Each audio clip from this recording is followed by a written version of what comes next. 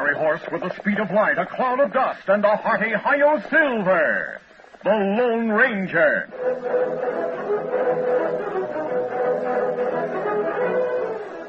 Before this exciting adventure, a word from our sponsor.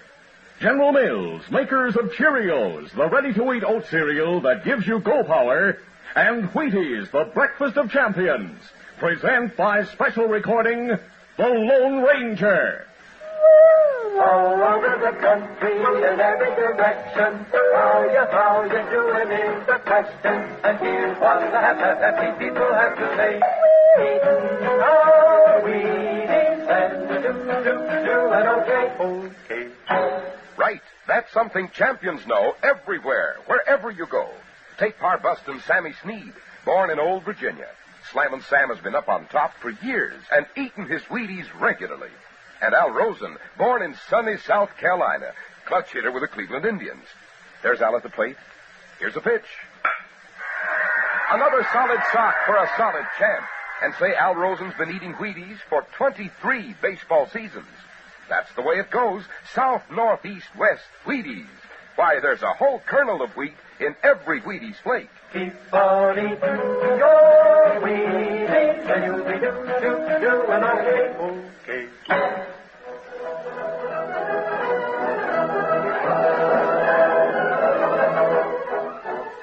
With his faithful Indian companion Tonto, the daring and resourceful masked rider of the plains led the fight for law and order in the early western United States. Nowhere in the pages of history can one find a greater champion of justice. Return with us now to those thrilling days of yesteryear. From out of the past come the thundering hoofbeats of the great horse Silver. The Lone Ranger rides again. Come on, Silver. Let's go, big fellow. Are you Silver? Hooray!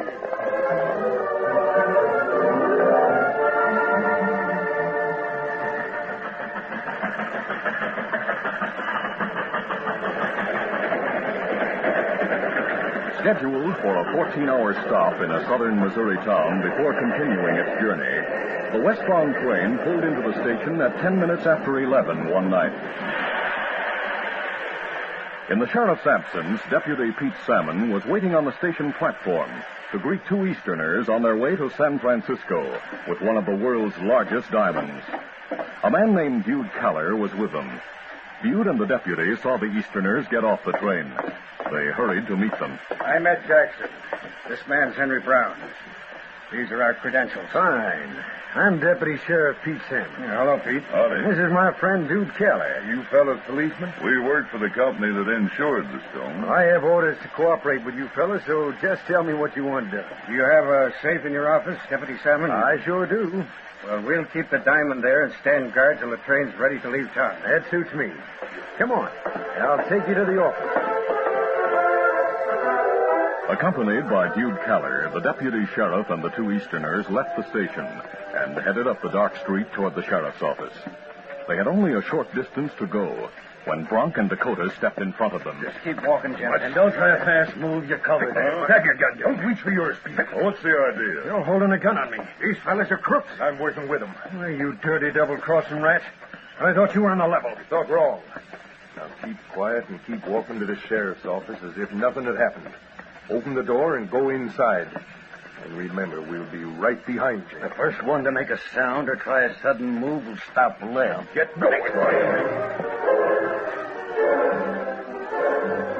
Covered by Dude and his friends, the insurance men and Deputy Pete Salmon had no choice. The street was so nearly deserted that no one noticed them enter the sheriff's office. Within a few minutes after the diamond had been taken, the prisoners were securely tied and gagged. Then the outlaws dragged them into a cell. That's got it, boys. I'll lock the cell door. We'll take the keys with us. Let's get out of here, dude. You got the diamond? Yeah, we're all set, Bronk. Come on, Dakota, out the back door. Right.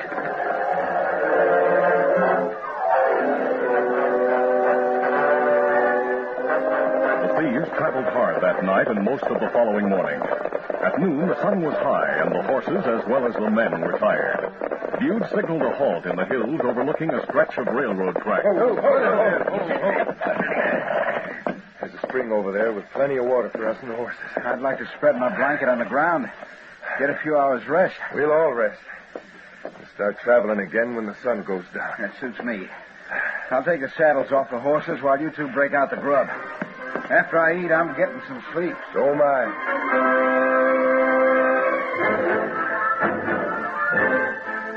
The outlaws finished a meal, then stretched blankets on the ground.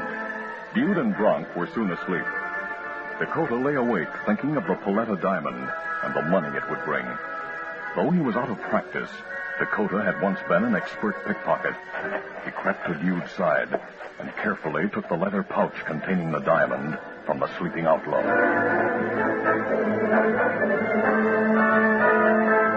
A few minutes after Dakota left the camp, Bude wakened. As he reached for his canteen to get a drink of water, he saw that the former pickpocket was gone. Bronk, wake up. What? Dakota's gone, so's the diamond. Gone. Dirty double-crossing rat cleared out. He's loco to figure we let him get away. Saddle the horses while I look for tracks. We're going after him. He's it. Dakota had reached the railroad tracks when Bude and Bronk started downhill after him. Get up there. Come on. As they sighted their double-crossing partner, the westbound train appeared in the distance. There he is, Bronk, right around the track. I see him. Let him have it. Come. Firing from the saddle in the reckless ride downhill, neither Bude nor Bronk was able to shoot accurately. But the gunfire alerted Dakota. He spurred his horse desperately and fired over his shoulder as the westbound roared toward him. Bude shouted, Plane's between him and us. Don't you fire till it's past. Bronk nodded and urged his horse to greater speed. Get up there. Come on there.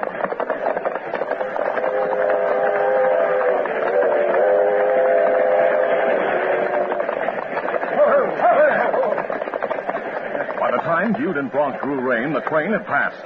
Dakota's horse stood beside the tracks, but there was no sign of the outlaw. Where is he, Dude? Gone. His horse is all right. You figure Dakota was run over by the train? Run over nothing. He boarded it. Huh? He saw us coming after him. In open country like this, he knew he couldn't get away from us, so he took a chance on swinging aboard the train. He took a mighty big chance. That plane was moving fast. Lucky he didn't break his neck. But he's about run out of luck. Grab the reins of his horse. We'll go after him. Get up. Get up there. Come on.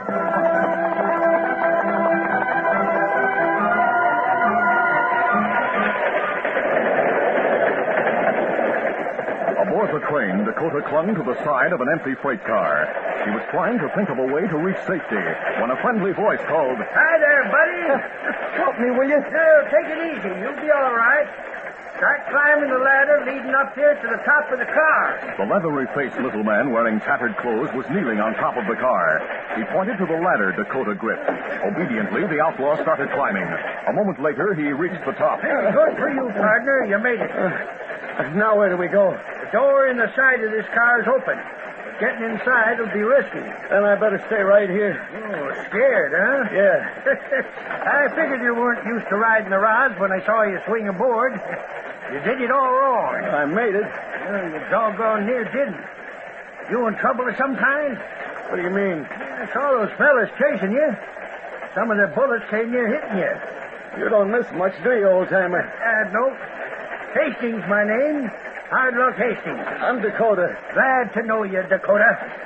But I can't say much for your luck. Huh? There's a couple of trigger-happy railroad detectives aboard this train. They've been giving me trouble since I boarded in Kansas City. Why? They're gunning for fellas like you and me. They've sworn to drive every hobo off the track. I'm no hobo. Well, you're traveling without a ticket, ain't you?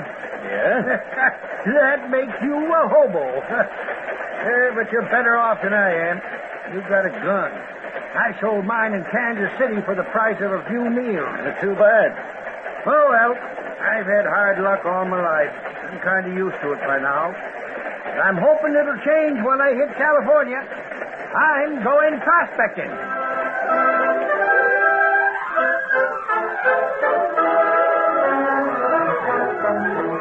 We'll continue our Lone Ranger adventure in just a moment.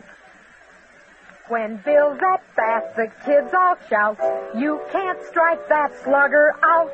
He gets a hit because he knows he's got go power from Cheerios. Yes, he's got go power. There he goes. He's feeling his Cheerios. Cheerios. Cheerios. Sure, Cheerios, the cereal that's fun to eat because it's shaped like little letter O's. The only ready-to-eat oat cereal with this fresh toasted oat flavor. And listen, every delicious spoonful of Cheerios and milk is real muscle-building food. Each spoonful contains vitamins, minerals, and proteins your body needs. Yes, the good things in a Cheerios breakfast do good things for your body. Help you have healthy nerves, good red blood, strong bones and muscles. Yes, Cheerios is made to give you real go power. So every morning, get going and keep going with Cheerios. Then you'll hear people say, he's feeling his Cheerios.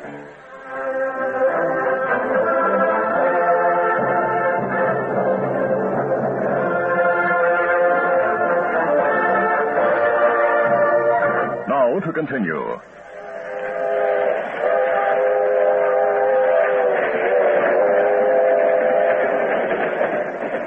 Glad of a listener and a traveling partner, Hardlock talked companionably, while Dakota considered the danger of his own position. He reloaded his gun and felt in his pocket to make sure the stolen diamond was still there.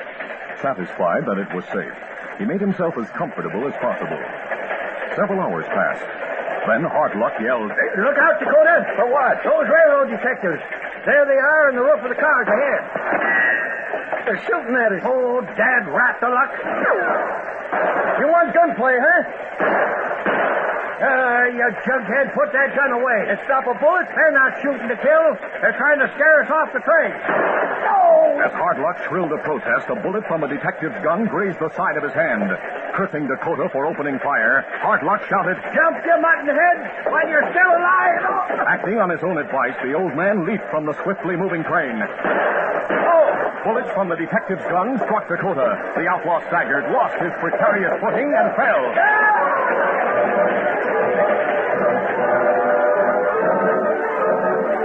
Years of fording and jumping from moving trains had taught Hardlock how to fall without being hurt. He hit the soft sand beside the railroad tracks and rolled down the side of a steep gully. He lay there, silent and still, till the train was out of sight. Then he started up the side of the gully to look for Dakota. Before he reached the top, he heard the sound of approaching hoofs. Oh! Habitually cautious, the leathery-faced old-timer drew back to the security of the gully, hoping he would not be noticed. The oncoming riders were the Lone Ranger and his Indian friend Tonto. The masked man and Indian had been only a short distance away when the train passed.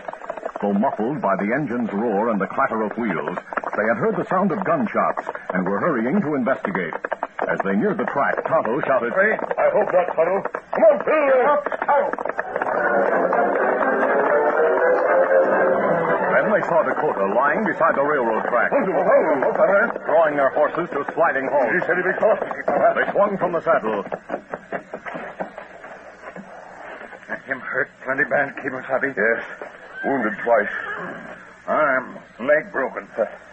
He's dead, Tonto. Not bad. I'll see if he's carrying any identification. As the masked man looked through Dakota's pockets, Hardlock looked over the top of the gully.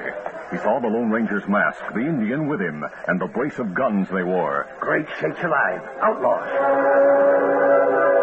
He was about to draw back out of sight when he saw the masked man take a leather pouch from Dakota's pocket. A moment later, the rays of the setting sun glittered on the Paleta diamond. Hardlock blinked and Tonto gasped. Diamond? The Paleta diamond, Tonto. You sure? Yes. After the robbery in Missouri last night, every lawman within reach of the telegraph was notified to be on the lookout for this stone. Me hear news of robbery and tell you about it. Me not think we find diamond. We'll take it to the sheriff in Carmel Creek. What about body? We'll wrap it in a blanket and take it to town. A short time later, the Lone Ranger and Tonto rode away. As the sound of hoofbeats receded in the distance, Hardlock climbed out of the gully. He mopped his forehead with a dirty bandana and sat down to make plans. I reckon I'd better start walking to town. The old man sighed heavily and shaded his eyes to study the sun. In another half hour or so, the sun will be down. It'll be cooler walking then. Deciding to wait a while before starting for town, Hard Luck went back to the gully. Sliding to the bottom, he rested his back against the side of the gully, out of reach of the sun's rays. A moment later, the penniless old-timer was fast asleep. Half an hour later, Hard Luck was wakened when two riders drew rein a short distance from his hiding place. Might be more owls. The men who dismounted beside the track were Dude and Bronk. Bronk pointed to the ground. Look, dude. Someone jumped from the train and hit the ground here. Jumped or fell? Look at the blood on the ground. Must have been wounded. You think it was Dakota? Maybe. Hey, look. Here's the tracks of two riders, Bronk. Yeah. While Bronk and Dude studied the ground intently, Hard Luck recognized them as the men who had been after Dakota.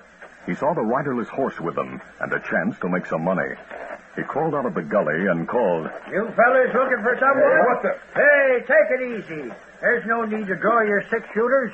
I'm not armed. Make sure of that, Bronk. I'll keep him covered. Right. Where'd you come from? That gully over there. He's not armed, dude. And I've got no money either. So you might as well put away your guns. What are you doing here? I wouldn't be here if Dakota hadn't opened fire on the railroad detectives. Who's that? Well, it was a case of staying aboard the train and stopping lead or jumping to save my skin. I jumped. What do you know about Dakota? You want to know about him, huh? Yeah, we want to know all about him. Well, what'll you pay me if I tell you what I know? Pay you? Why? Take you- it easy, Bronk. There's no need to get riled. I'm broke and I'm afoot. For a little cash or the extra horse you've got, I'll tell you all about Dakota. It's a deal, old-timer. Start talking.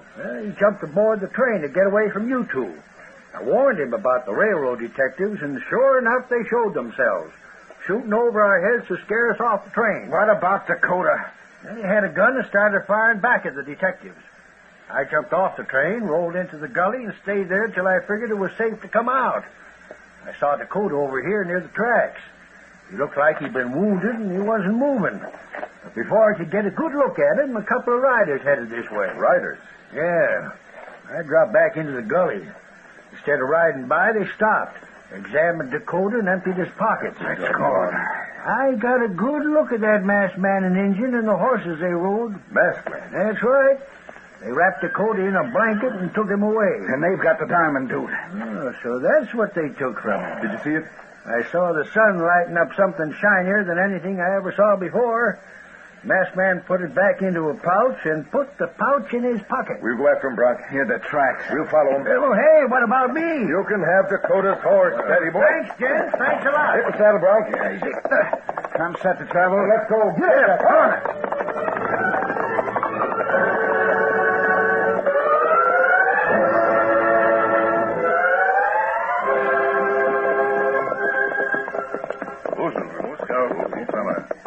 Meanwhile, the Lone Ranger and Tonto drew rein in the hills a short distance from the town of Carmel Creek.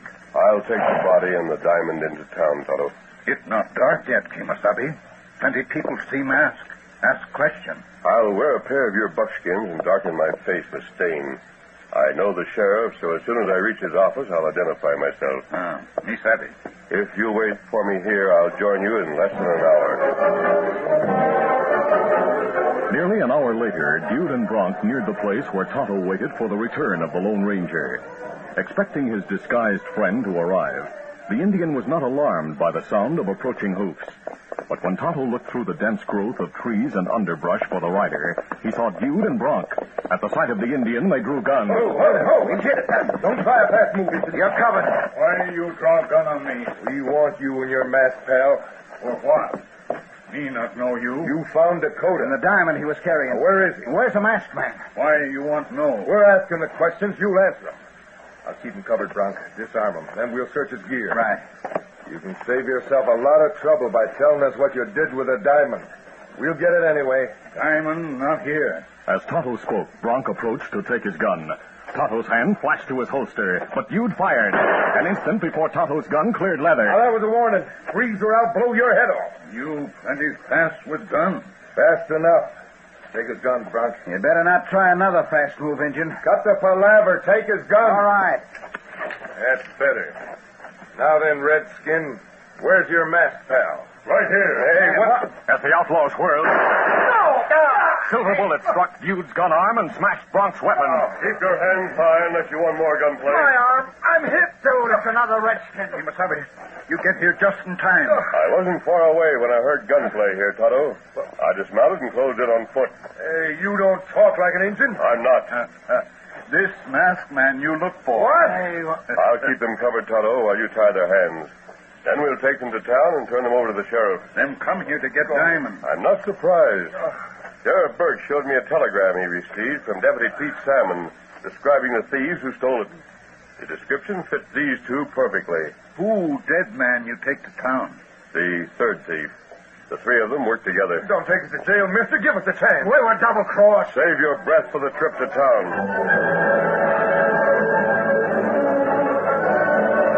An hour later, the Lone Ranger and Tonto left the thieves with Sheriff Tom Burks in the jail in Carmel Creek. As the bearded lawman turned the key in their cell door, Bronk rubbed his eyes wearily. Doggone if I can figure it out, dude. I don't savvy this setup either, Bronk. What setup don't you savvy, dude? The masked man and the redskin. We were trailing our partner when we ran into the engine. One minute we had guns on him, and the next minute his pal started shooting. Before we knew what happened, our hands were tied and we were on our way here. Well, cheer up, fellas. You're not the first crooks to find out that things move mighty fast when you tangle with the Lone Ranger.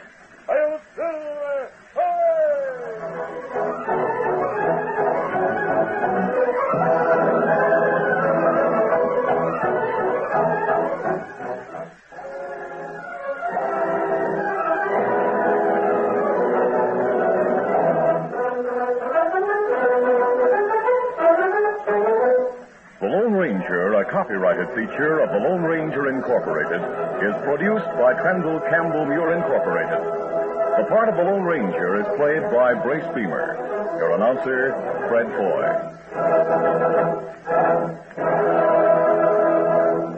Listen to the Lone Ranger, brought to you by special recording Mondays through Fridays at this same time.